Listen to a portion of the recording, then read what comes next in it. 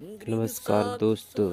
एक सतभक्ति न करने से जीव को कितने प्रकार के कष्ट भोगने पड़ रहे हैं और वर्तमान समय में यह सतभक्ति केवल पूरे विश्व में संत रामपाल जी महाराज जी प्रदान कर रहे हैं। तो आइए जानते हैं आज उनके द्वारा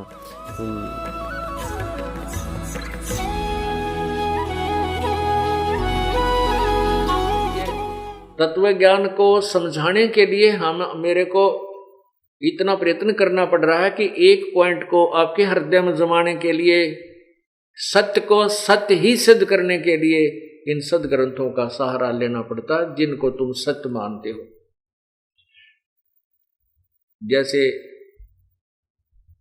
पवित्र पुराण, पवित्र गीता जी, पवित्र महाभारत, पवित्र रामायण आदि सदग्रंथ जो विशेषकर हिंदू धर्म के माने जाते हैं। वैसे तो ये पूरे विश्व के मानव के लिए है, क्योंकि इनका जब रचना हुई इन सदग्रंथों की उस समय कोई भी धर्म मजहब अलग से नहीं था।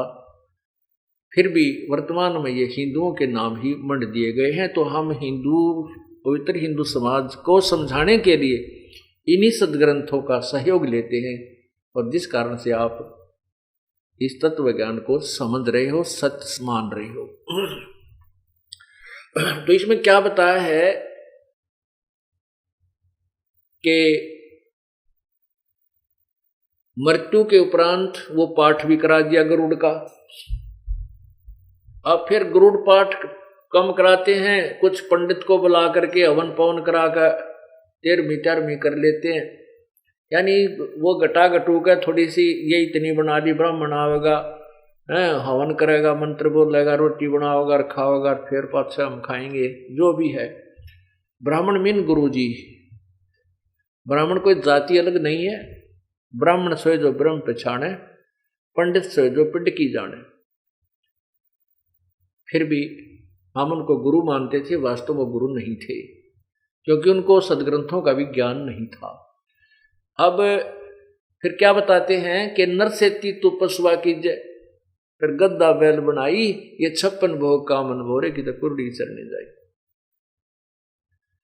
अब हम कितना सुंदर आहार करते हैं, बढ़िया फुलके खाते हैं, कभी खीर बना लें, हलवा बनावे, काजू किस्में, सेब संतरे, दही घी मक्खन, और भाई कभी लाडू जलेबी भी खाते हैं। कहने का भाव यह है कि इस मनुष्य शरीर में प्रभु ने हमें कितना सुंदर आहार दिया है, और एक सत्य भक्ति ना करने से, भक्ति भी करें और वो भी शास्त्र विधि को त्याग कर मनमानी पूजा करने से कोई लाभ नहीं होता, वो भी आपका जीवन व्यर्थ होता है। और फिर भक्ति नहीं करते, उससे फिर हमने क्या मिलता है, जैसे कि फिर बैल बन गया, गद्दा बन गया। उसमें कहते हैं ये 56 भोग नहीं मन बोरे की तो कुर्डी चरने जाई, ये सुंदर आहार नहीं प्राप्त कर सकेगा। अब तो जरा सी भूख लगती है, कहीं रास्ते में होटल आ गया, वहां खा लिए, चाय की इच्छा हुई, जब रोक के गाड़ी उतर गाड़ी में तो चाय बनवाई, पी के चल पड़े, प्यास लगी पानी पी लिया। फिर ये सुविधा नहीं रहेंगी। क्यों नहीं रहेंगी? एक जरा से काम के बिना सारा काम बिगड़ गया।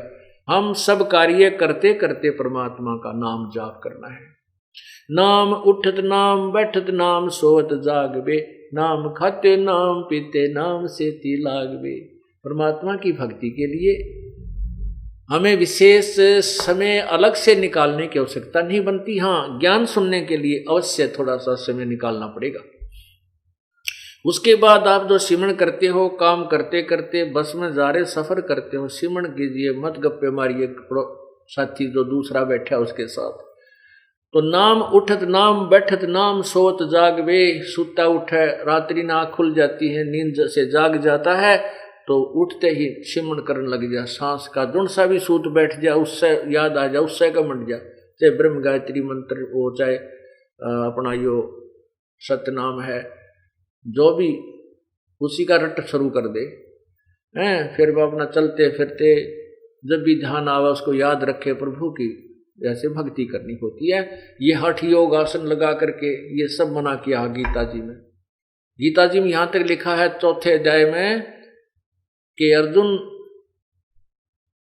यदि तू हठ योग करके बैठ गया यानी एक स्थान पर बैठकर साधना करने लग गया तो तेरा निर्वाह कैसे होगा। इसके लिए 8वें अध्याय के 7वें श्लोक में कहा कि तू युद्ध भी कर और मेरा सिमरण भी कर, क्योंकि युद्ध से कठिन कोई काम नहीं होता। और उसको करते करते भी, युद्ध करते समय भी भगवान को भजना होता है, तो आम काम में तो हम आसानी से प्रभु की याद बनाए रख सकते हैं। तो इसलिए परमात्मा की भजन भक्ति के लिए हमने विशेष व्यवस्था की आवश्यकता नहीं पड़ती, फिर भी हमने साधना ठीक शास्त्र अनुकूल करनी चाहिए। जी हाँ दोस्तों, तो ये बता रहे हैं कि तो कमेंट करके जरूर बताएं। ये 56 भोग कहाँ मनभोरे, फिर कुरडी चरने जाई, फिर ये सुंदर आहार नार नहीं रहेंगे, फिर पशु बन के क्या खाएगा, कैसे रहेगा।